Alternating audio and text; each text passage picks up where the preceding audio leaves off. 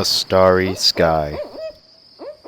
It was one night in historic Hyde Park, New York, that a group of National Park Rangers gathered about a fire to discuss what has been done to preserve our shared wonderland of beauty, our sites of cultural significance, and our national heritage. National Park Service logo. Welcome to another fireside chat video. 3 park rangers roasting marshmallows over a fire. What you thinking about, Ranger Lydia? How the traditional name for the star Betelgeuse is derived from the Arabic meaning armpit of Orion, and that when stars dim, sometimes that's a precursor to a supernova. How about you, Ranger Will? Oh, I don't know. Fireside chats, I guess. How about you, Ranger Alexi?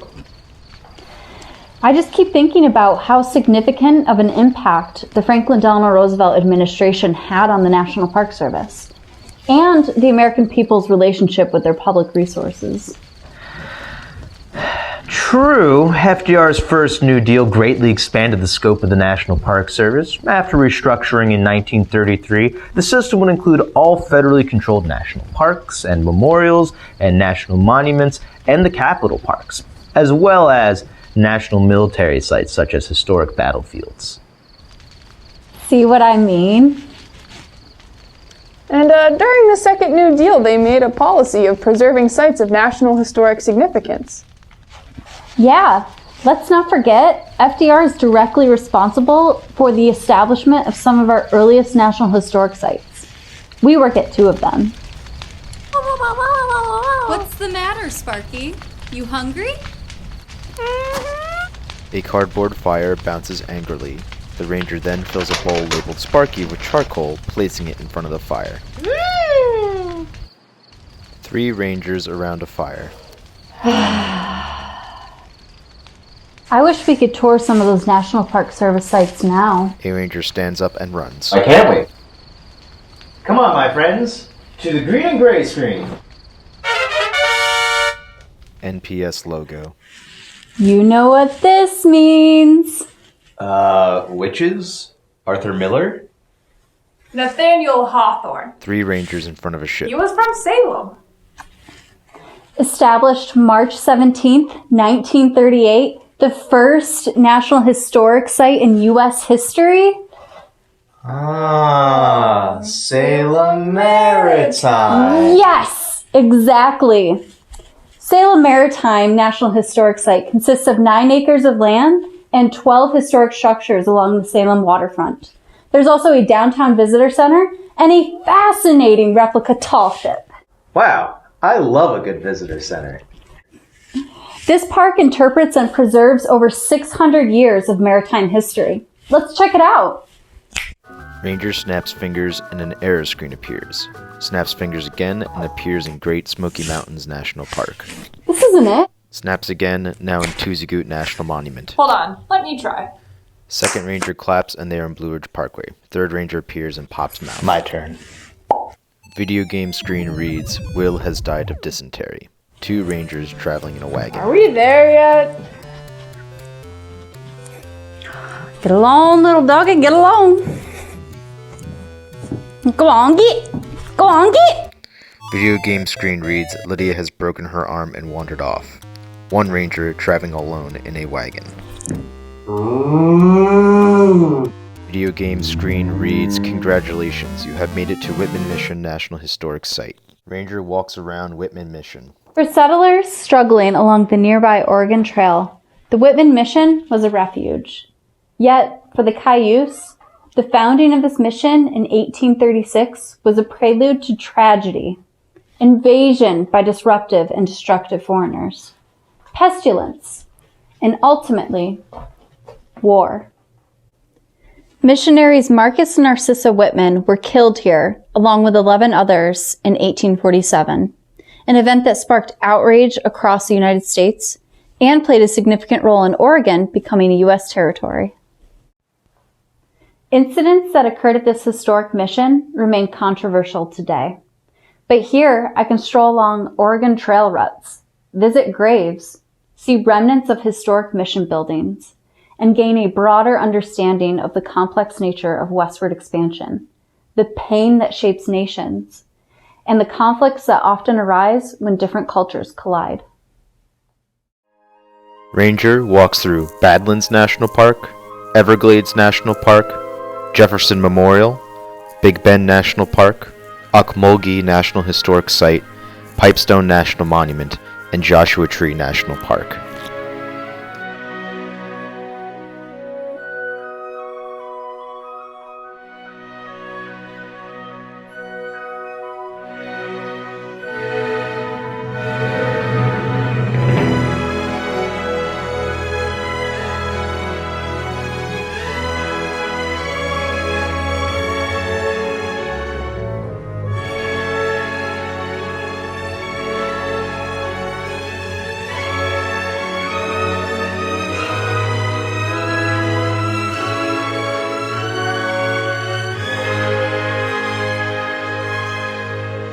Two Rangers at Perry's Victory Peace Memorial. Third Ranger walks on and off. It makes sense that Perry's Victory was established during FDR's administration in 1936. He has a lasting passion for all things naval, in particular the War of 1812 and its history.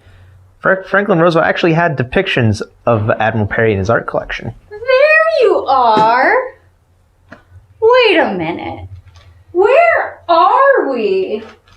In Ohio, along scenic Lake Erie, at Perry's Victory National Monument, the only international peace memorial in the U.S. National Park System. It's the largest Doric column in the world, 352 feet tall. It's 47 feet tall in the Statue of Liberty there. And we're 5 miles from the longest undefended border in the world, at a place that celebrates lasting peace between the United States, Canada, and Great Britain. Rangers speak throughout park. The monument commemorates the Battle of Lake Erie. The hero of Lake Erie, Commodore Oliver Hazard Perry, isn't laid to rest here, but 6 naval officers, 3 British and 3 American, are laid to rest under the rotunda. NPS logo. A landscape of Capitol Reef National Park with a sign, "Meanwhile at Capitol Reef National Park." 3 Rangers in pink helmets ascend canyon walls with rope.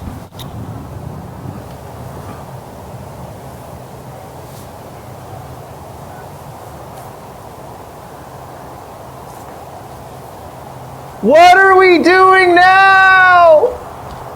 We're exploring one of Utah's mighty 5 national parks. It has folding layers of golden sandstone, a fascinating desert climate, world-class canyoneering, and historic orchards. The works!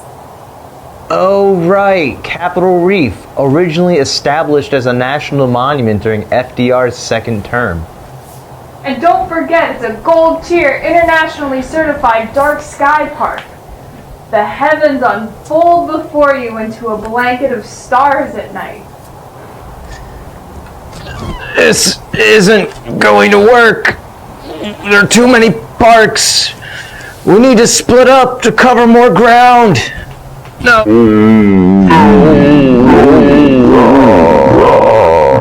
Ranger falls, landing in the canyon below. Let's regroup at a time that's more convenient for plot and editing. Other Rangers shrug. Ranger crosses arms and nods. Trust me, we know this is absurd.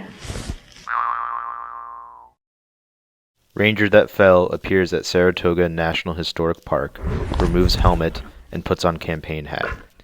Ranger then walks around various sites at Saratoga National Historic Park.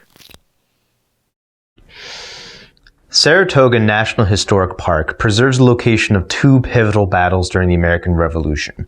The Continental Army's success here was the first major victory of the war. It boosted morale, turned the tide of the conflict, and secured a critical alliance with France. Visiting here lets me immerse myself into the battle through 10 exhibit and wayside tour stops. I love a good wayside. North of the battlefield, I can take a tour of the restored country estate of the American General Philip Schuyler. It was burned during the British retreat. Stroll through Victory Woods, where the British encampment was surrounded. And climb an obelisk monument that commemorates the American victory. It was the first surrender of a British army in the history of the world. Ranger walks around George Washington Carver National Monument. George Washington Carver was so much more than just peanuts. He was a renowned agricultural scientist, an innovative educator, and a dedicated humanitarian. Established on January 5, 1943, George Washington Carver National Monument was the first National Park Service site to honor a person of color. And it was also the first National Park Service site dedicated to an individual who wasn't a president. Visiting lets us explore his lasting legacy, see the cabin site where he was born into slavery, walk the ground of his childhood, and learn about his important research in a lab classroom. Ranger snaps fingers and the other two rangers appear at Glacier National Park.